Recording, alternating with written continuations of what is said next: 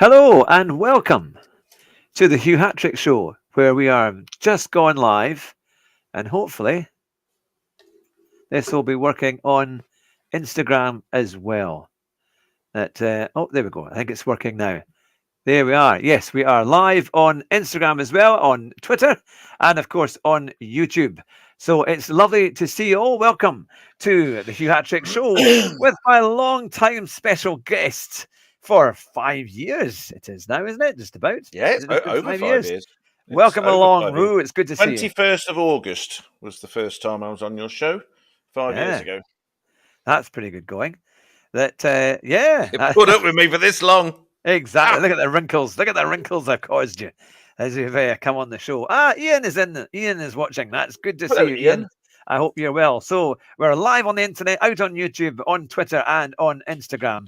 But and it is, of course, our F1 and GT7 chat show. We thought we haven't done an interview this week, so it'd be good to catch up. As of course we have the US Grand Prix, that's starting on Saturday. We have the sprint race, which is going to be on about 7:00. On UK time, and then of course Sunday I think it's 8:00 for the Grand Prix officially, which should be fun. I've got my niece Lauren. Lauren is watching. Good to see you, Lauren. I hope you're well. I'm sure you should be studying away, but your niece, my niece. I appreciate you watching. This is Roo, and we're going to be talking about Formula One, or what we think we know about Formula One. the new Lauren. So it's the US Grand Prix at Texas, which is a great track in Austin, very popular, and a lot of fun, and people seem to enjoy it. It's got that great elevation on the grid when they go up the hill and then turn into the left-hander and off they go. So what are you thinking, Roo? Are you looking forward to this week's race? No. I mean, I actually like that track. I like the track. Yeah. I've enjoyed the races I used to watch when I could watch it. Without wanting to murder the people on the screen talking nonsense.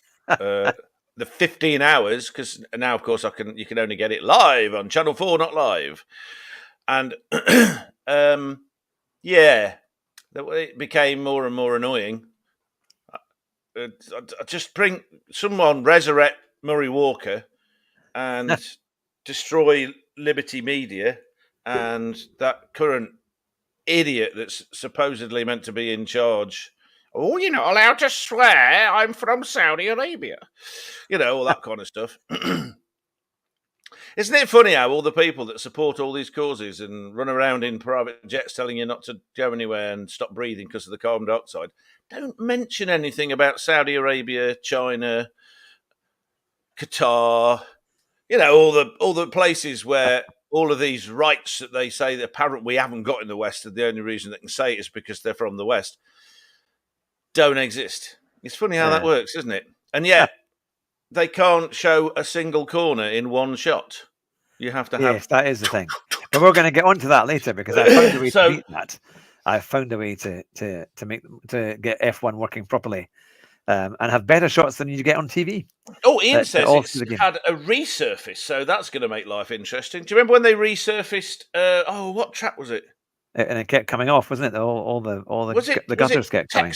Was it Turkey? That time they had to go to Turkey because they couldn't get the whole calendar, so they went back to Turkey, and it had a resurface. Oh yes, yeah. Cold, and they couldn't get any of the tyres to switch on, and it was like they were driving F1 cars on ice. It was the most ridiculous thing I've seen.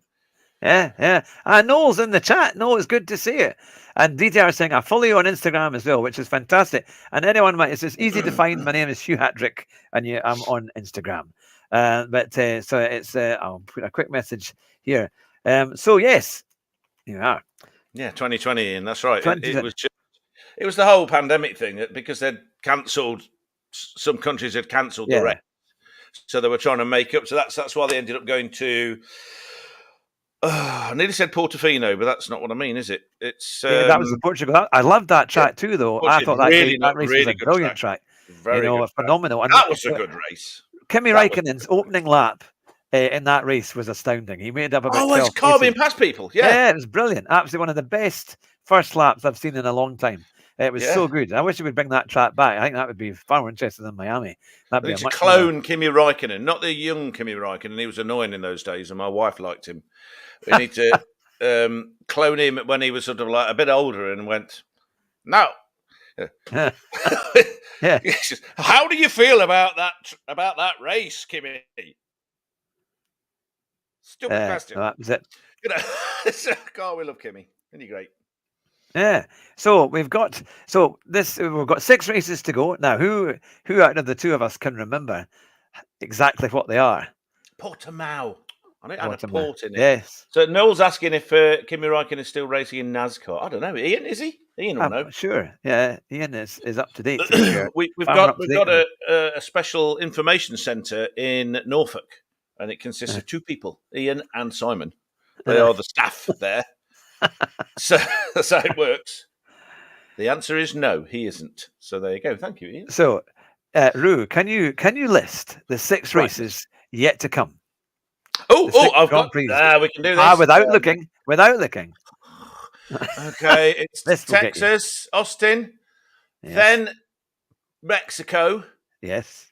Then I want to say Brazil. Yes. Then I want to say, and I'm not looking, I'm looking up there. Then I want to say Las Vegas. I think so, yep. Then there's I've got some Qatar. Yes. And then there's Abu Dhabi. Yep, exactly. So we've got 6 races to go. You got them right. I think then. Yes, you got them. I'm pretty impressed with that then, Roo. So we've got 6 races to go. A very tight. I mean, there's only about 59 points, I think, in it between Verstappen and Lando Norris. 52 points. Again, Helen has joined us. Good to see Helen. Helen Hobbit. She's tired too. We had to get him up. Had to get Brew up this morning. Nice and early. Max has got 331 points, and Lando Calrissian Norris has got 279. So there's not much in it, really. Certainly, I do think if Lando can continue his competitive form, but he's got to either win or come second, and he's got to be ahead of Verstappen by a reasonable amount. Yeah, he needs to maximise, doesn't he? Yeah. Maximise the... My concern is more Piastri, because at the rate that McLaren are going, they're kind of letting him win everything, or they're kind of not really holding him back. And he is so quick. I mean, he's all credit due. I think he's going to be a real threat to Lando next year. I think he might even be quicker. He's certainly doing it rather well. They've already got the constructors, haven't they? I don't think that's 516 points to 475. McLaren, Mercedes to Red Bull, respectively. Yeah. Lando's saying, DTR is saying he needs to win. Lando needs to win at least 5 races to have a chance of winning the championship. I think he's got to really try and do that. He's got to insert his dominance. It'll be interesting to see, can the McLaren keep its competitive advantage? He's backing up by Piastri, because if Piastri can make sure he comes second, that gives him everything he needs without anything stupid like going in front of Lando. And McLaren have been idiotic, I think. It might not, 6 points isn't going to make a difference. Well, it is. Yeah. It certainly is. We've seen enough championships in the last 30 years that have been won by 1 or 2 points. Look at Kimi Räikkönen's World Championship. 1 point. Yeah. No, it's quite a thing. But I hope it goes down to the wire, because I think it's great to see a comeback. And I think if Lando can win races, it's great for him. But it's good for the sport, because it means more people will watch it. And I think we have had some quite good races over the second half of the season. The first half was just Max winning everything, but quite quickly that changed. So it's nice to see that there is proper competition. And of course, Lewis has won races. George Russell's won races. The Ferraris have both won races. It's been a weird season with that, hasn't it? Because we're so used to the past few years, the Red Bull being completely dominant. And I'm not one of these people that has a problem with that kind of thing. If a team is doing well, they're doing well. This whole idea of handicapping a team because they're good at what they do, it's the most ridiculous kind of... What do they call it? Equity? The idiots in California? Yeah, who want Oh, we everything want the same. everyone to be the same. Right, let's go racing. Oh, there's no racing. Let's bring out the safety car. Did you actually see? They put out a statement.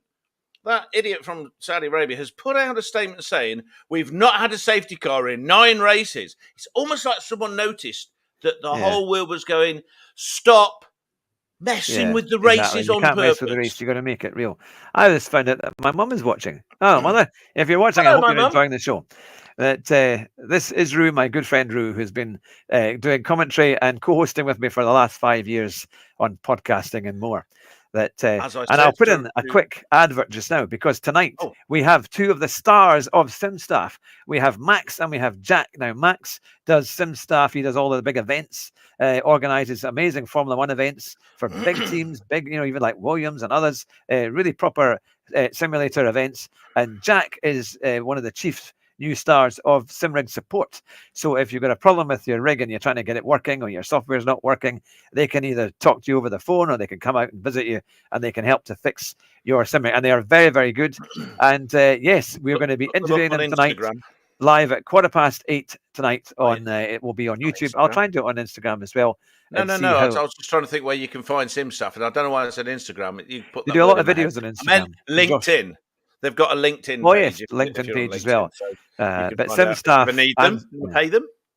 Yep, SimStaff and SimRig support are excellent, and they've been friends of the show for many, many years through Josh Martin. So he'll be, the 2, Max and Jack, will be on the show tonight at 8:15. So make sure you don't miss that one. So who do you think it's going to come down to? Do you think if Verstappen's car is back on pace, that he's got a chance of winning? I don't think it's going to be back on pace. I mean, it's got its strengths and all this kind of stuff, but this is what I was sort of started to say. That Red Bull has, it's not just that they've dropped the ball, they're imploding. The power struggles that have gone on, the accusations, what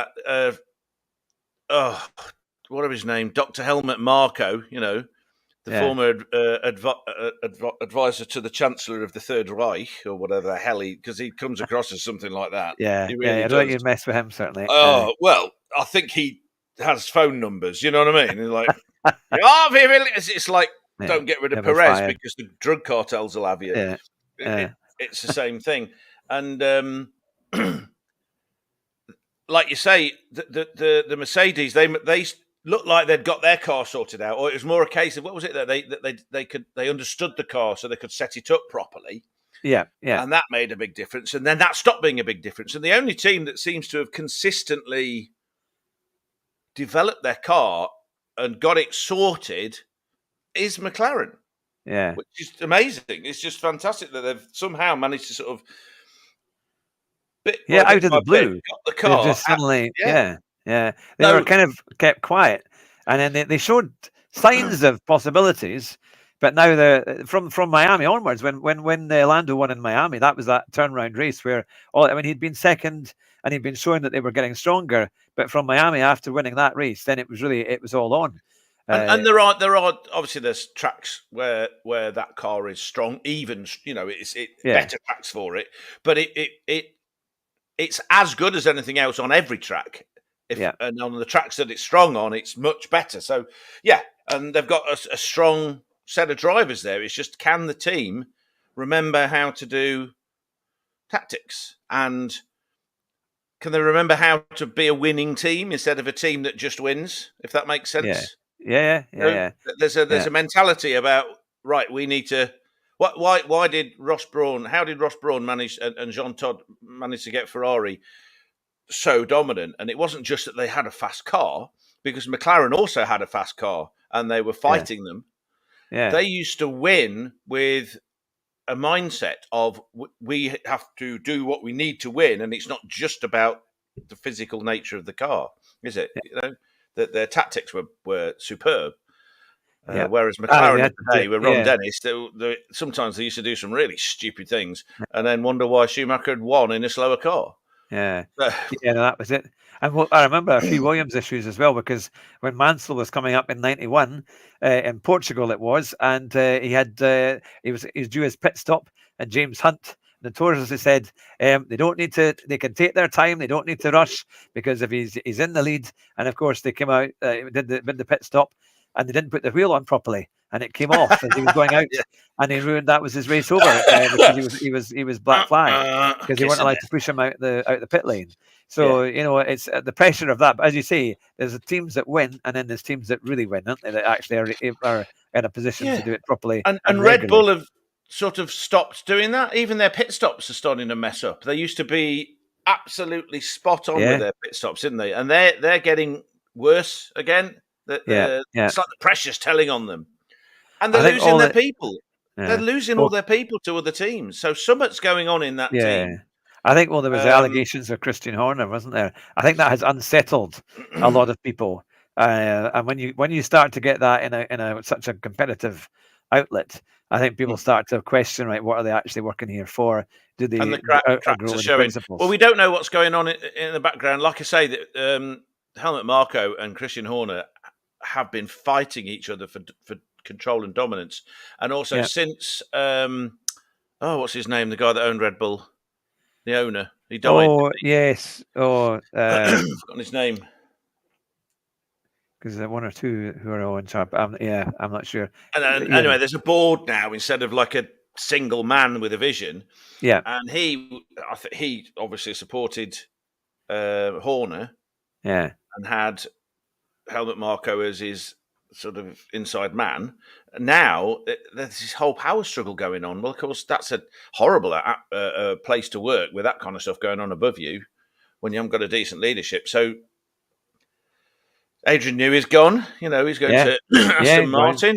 They've got a couple of other high up people going to other teams. Yeah. There were also rumours saying that with this new 2026 car, they reckon it might not be fast enough.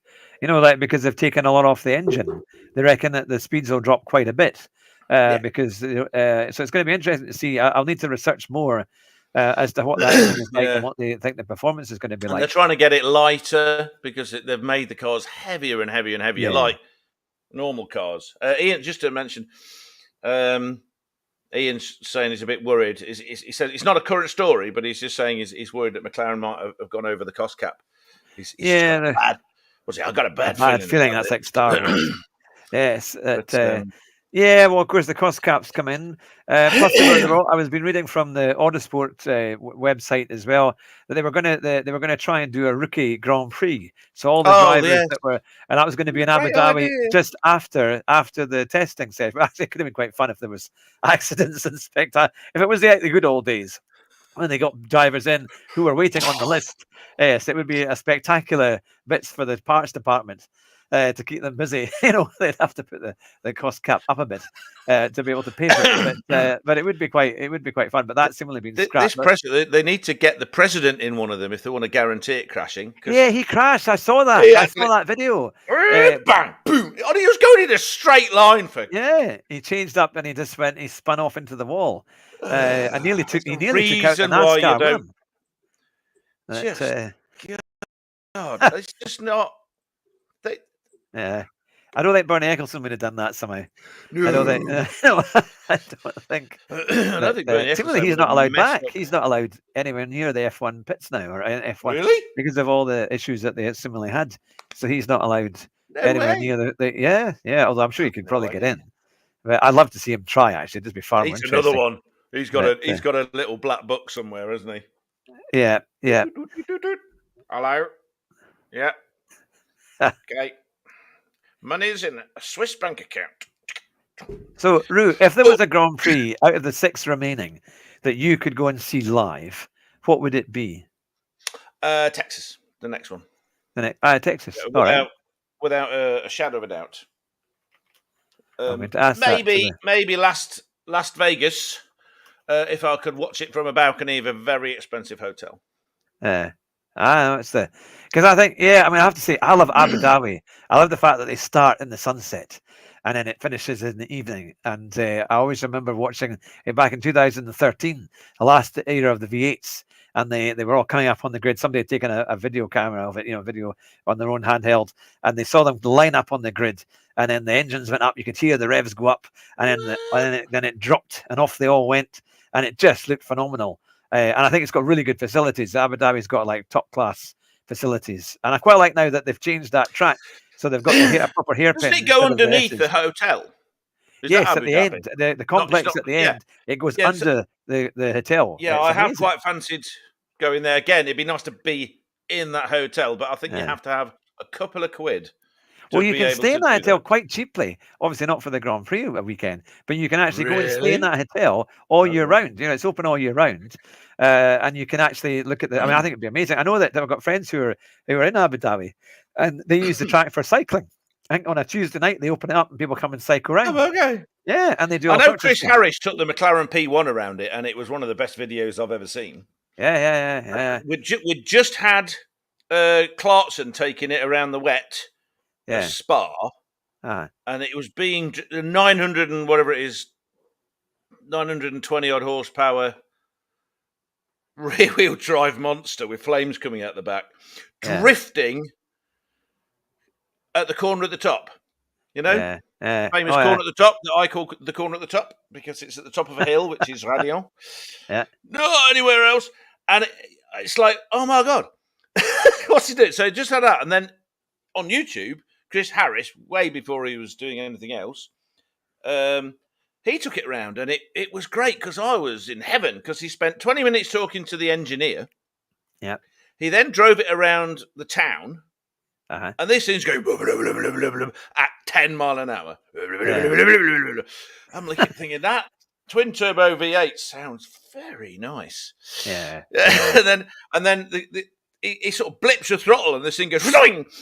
He goes, well, I can't go any quicker than that. And then he does U-turn, and then he takes it round the track. Yeah. Holy cow! That thing could move. Yeah. It's not often you can see on the telly. Yeah. Or on your computer, the visceral sense of speed, you know? Yeah. And this thing was just going, Ftoing! So, yeah, that was, and it really showed off how good that car is. That's why it's on my list. F1, P1, GMA T33, a couple of others. You know, in my special garage when I'm rich enough to stay at that hotel. And the big one in Singapore, though I do not want to be in the swimming pool looking down. Because my ghoulies go funny with heights. I mean, literally, on telly. When they have the thing, it's like, oh, no. Don't like it. But, yeah. Oh, right, wow. what are people saying? Oh, DTR is saying that Fraser, my good old friend from school, has joined us. And also, DTR said that the new LaFerrari is launching today. That'll be on YouTube, I imagine. They'll stream that out. That'll be quite a machine. It's going to be interesting. I have to say, I can't picture Lewis Hamilton in a Ferrari suit. It doesn't look. I think it just doesn't. It's never been done. What's going to happen there? It's quite interesting, isn't it? But I think it'll go. I think the car is. I think Ferrari need direction, and actually, if they get a good driver like they had with Schumacher and get good people around them, then they can get. Might have a better chance of. Is Lewis that guy though? Because Schumacher had a really good technical knowledge and he had a brain, whereas we all know Lewis Hamilton's as thick as two short planks. He really is. He's fast. Don't get me wrong. He might be faster than Schumacher was, but Schumacher was he was a tactical genius as much as anything else. You know. It's like Ross Brawn said. Ross Brawn came up with these amazing plans and could figure out. Him and his team could figure out what to do with tactics, right? But then he would get on the phone. Michael, we need 5 laps at this time. And he would give him 5 laps at that time. Boom, boom, boom. And they come out in the lead. Or they win. Yeah. Lewis keeps making mistakes. Schumacher didn't make mistakes. Yeah. He was him and Verstappen have that in common. They both push the boundaries of what they're allowed to get away with. Yeah. And they don't make mistakes. But Verstappen, I think, is quicker than Schumacher was, if that makes any sense. He is actually naturally quicker than Schumacher, and Schumacher was quick. Let's not mess about. Yeah. Imagine the speed of Hakkinen, but with the sort of the lack of mistakes and the attitude of Schumacher, and you've got Verstappen. Yeah. And he's been around a while. You forget how long he's been around. Was it 2015 or 2016 when he first came? 17 when he first came. He didn't even have a driver's license. Yeah. And we all kind of knew straight away that he was good. He was so much better than his father. He was a genuine talent there. I think because Jos Verstappen was very good for having fiery accidents. That where they he was a fiery accident. He was a bit of a. Sadly, he reminds me of K-Mag, in his sort of like. He's a bit. Actually, I wanted to talk about him. I like Kevin Magnussen, but part of the fact of because I met him when Jonathan was doing his racing license at Silverstone. They got the relations license together, didn't they? Yeah, they were in two different groups, but they were there on the same day. And I thought, Kevin Magnussen has actually punched well above his weight. He's never really he didn't drive for McLaren for a short time, didn't he, for about a year. But I think was it earlier on? Do you not have a run in with McLaren, or it was kind of high? Possibly, yeah, a while ago. It was a while, but he is stuck in there. He's come back, and I think it's a pity that he's going now. I think he's still got life in him left. When you think how many times Hulkenberg has come back, and is doing quite well now. Another disappointment. Oh, he's going to be the next Schumacher, and then he qualified on pole in the wet in a Williams, and then it was never. Yeah, he crashed into Hamilton that day at Brazil, wasn't it? He had a coming together, and that took them out because Hamilton was due to win that. That would have helped him a lot. But no, I like Kevin Magnussen. I think he's got it's a pity that they couldn't get another seat there. DTR is saying that Danny is going to go NASCAR. Yeah, I think that'll be his thing. He's still got plenty of life left in him. I think for doing what races. Happened there? I still don't understand what the hell happened there.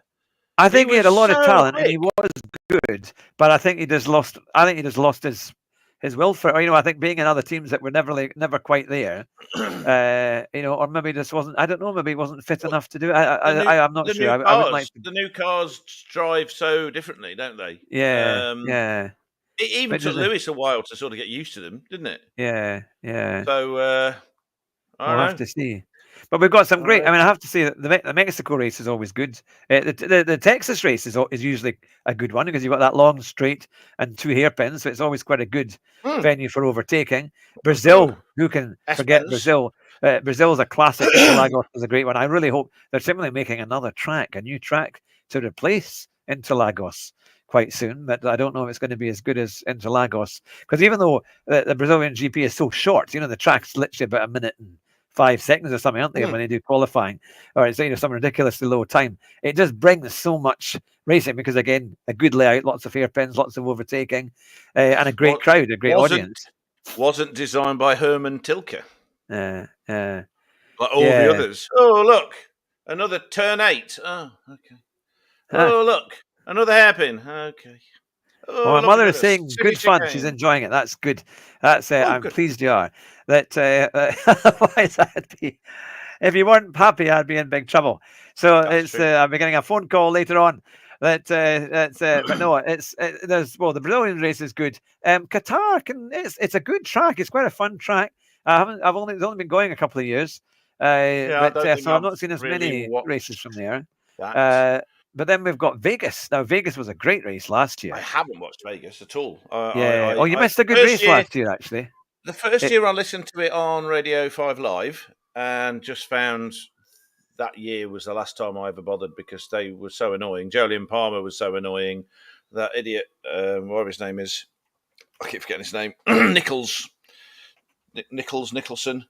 Oh, he does Formula E as well. I think he's gone. Yeah. Colin, my good friend Colin, is watching from the 10th of Man. Good to see you, Colin. I hope you're well. He's always been a fan, and we've interviewed him before on the show. DDR says, I miss Vegas. I fell asleep. Actually, this last year's race was actually really good. So it's a good track. Again, the long straights and nice curves. I quite like it, and of course, see that's got the charisma of Vegas, isn't it? Of all the buildings, all the kind of famous history from it. The first year, there was all these people being told that they were having their entire lives ruined because they lived there by the fact that the whole town had been taken over by this track. So they were trying, and the people were saying that to get from one side of the track to your hotel took them like 3 hours because you couldn't go like that. You had to go security guards and police everywhere stopping people going places. So there was a lot of bad feeling in Vegas itself. But yeah, I had heard that last year was a good race. I don't know. Start time 4 a.m. Yeah, because they're so far behind us, aren't they? They're about 9 hours behind the UK and Europe. So upon a time, I used to get up and watch these things live. Yeah, Australia, we'd always get up live for. Yeah, I normally do it for Australia. I used to always do it when it was Adelaide. We'd up it in the early hours of the morning for Adelaide. I'm not going to get up early in the morning to watch a close-up of a wheel nut, which is what they seem to be, like, no, you I can remember see Roo, that kind of nonsense. But I'd have 5 cameras and you'd get of my forehead. Yeah. There might be brilliant races, but I don't get to see them even if I'm watching it. Because all you see is like, oh, look, shaky head cam. Oh, that's a really cool shot, that is. Yeah, but I can't see anything.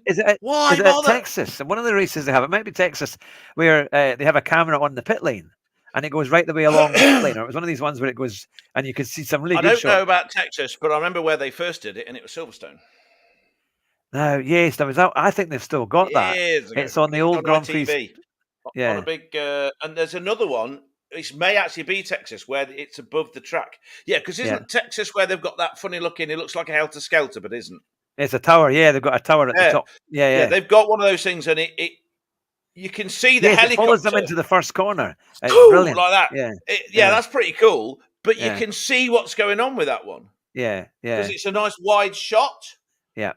It's when they're sort of like, they follow the cars and it's very close. You get no perspective and you can't tell what they're doing. That makes no sense. I think, personally, the coolest thing I like about those ones on these cables is when you get the helicopter shot and you see it going back. Oh, yeah. Not the actual shot from it, but you see it go, woo, back. Yeah. But now they've got like drones and all this kind of stuff as well that can follow this. Because Ben Collins, he uses it on his channel. And they have someone with like a controller and it just flips so that you want to throw up. And again, it's like, you're kind of missing the point of a camera. Because, fair enough, you can follow the car. But following the car doing this... Yeah. I don't want to do skydiving. I want to watch the car. Thank you. They're all nuts. It goes back to, I remember waking up to live coverage of the Australian Grand Prix with Murray Walker and James Hunt, and I'm sure it was a wet race. It must have been in the really early 90s. And that's what you woke up to. It was the live coverage started with the rain coming down, and then you get this monologue by Murray Walker and James Hunt. And it just gave you it was the enthusiasm, and it got you ready for what you knew was going to be a very historic race. And they always were at that time. Because of course, you had it in '94 when it was Schumacher and Damon Hill. When that was a great race, and that was the one where was it not Mansell that got pole? I think he got pole position in '94, and he went on to win that race. He came back to replace Senna. He was really fast as well. Oh yeah, well he won. He finally won. He couldn't sit in the car properly. He couldn't fit in the car, or there's something about Mansell and. He was on pole arguments, and he had a terrible start, and both Schumacher and Hill went ahead of him. And Schumacher, I think, took the lead. And then, of course, they had that infamous crash a number of laps into the race. And that was it done. And then Mansell went on to win the race. It was quite a thing.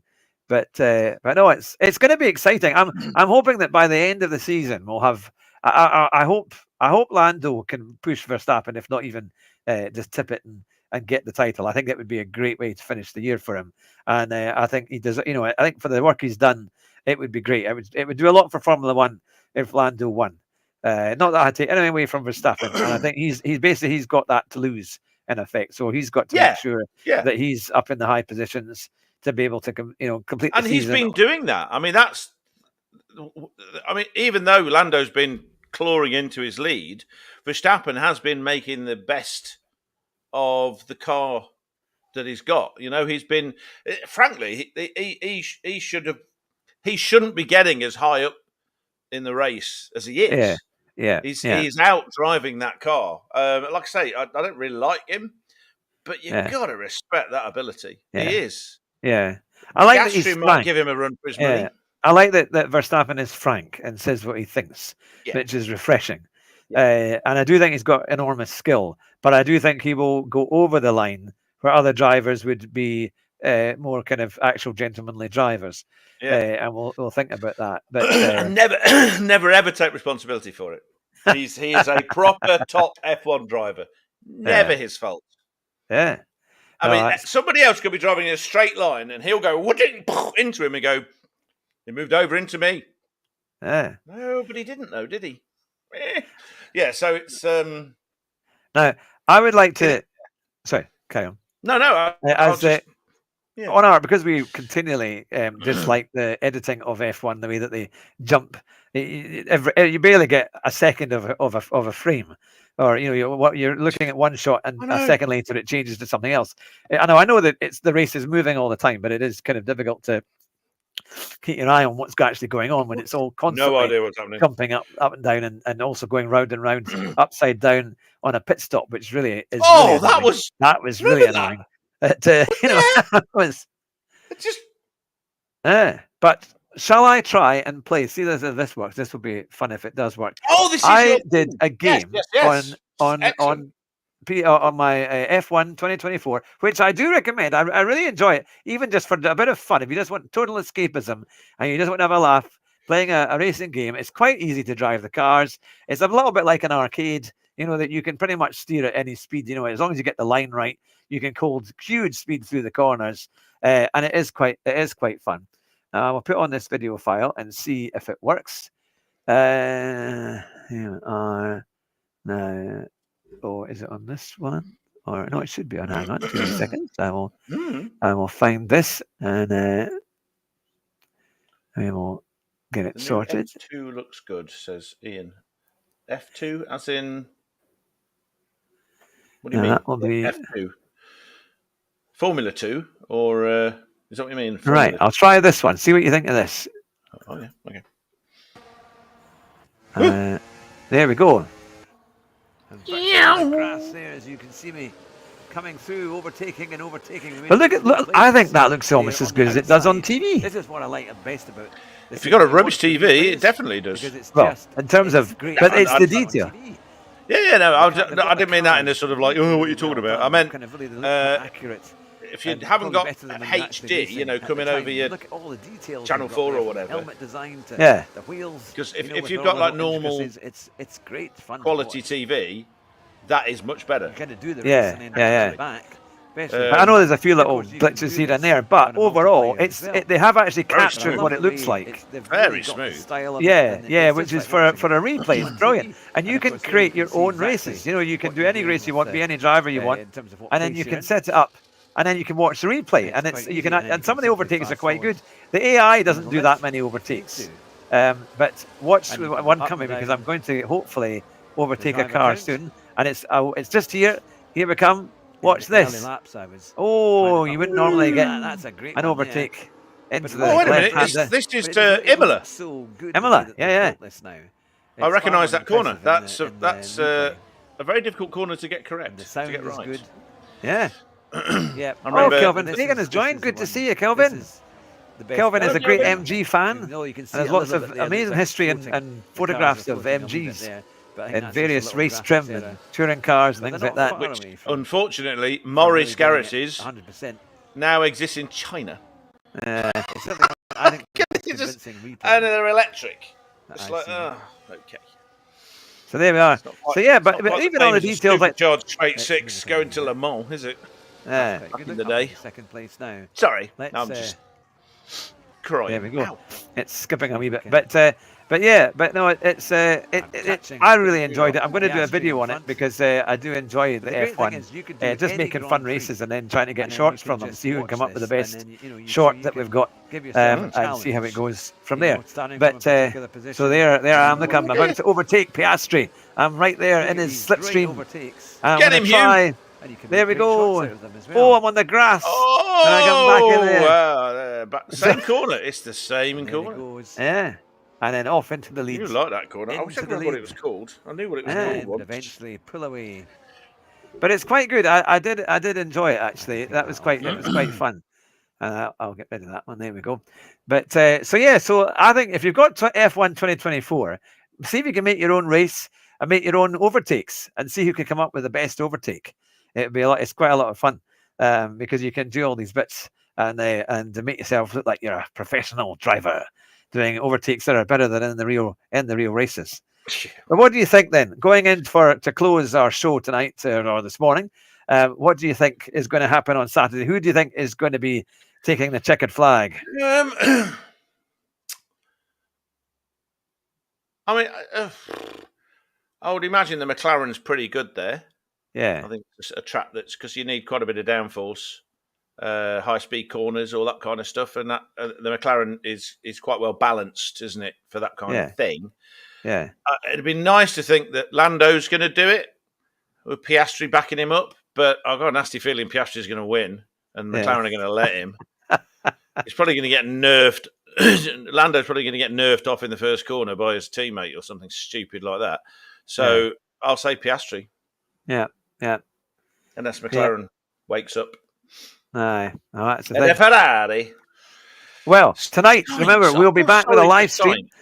We'll be back with a live stream for our interviews with Jack and Max from SimStaff at 8:15. So please make sure you join us for that. But thank you very much, everyone, for watching, for commenting. And if you're on the podcast, thank you very much for listening as well. And leave us a comment to let you know what you think of the show and what you think of Andrew and I. Are we up to the task, or do we need to work a lot harder? Oh, if you could say Normally anything Andrew's about me, doing I'm not. Yeah. We comment on our own podcast because nobody else will. So hopefully we can comment on our podcast on Podbean. So we'll have to give you a prize draw just so that somebody can make a comment. But Just that scruff bag needs a shave. Yeah. Well, it's been great to see you all. Have a wonderful week. We will see you tonight with Max and Jack at 8:15. But thanks, Andrew. Stay on the line. And to everybody else, drive fast, but drive your bus even faster. Bye just now. Bye-bye.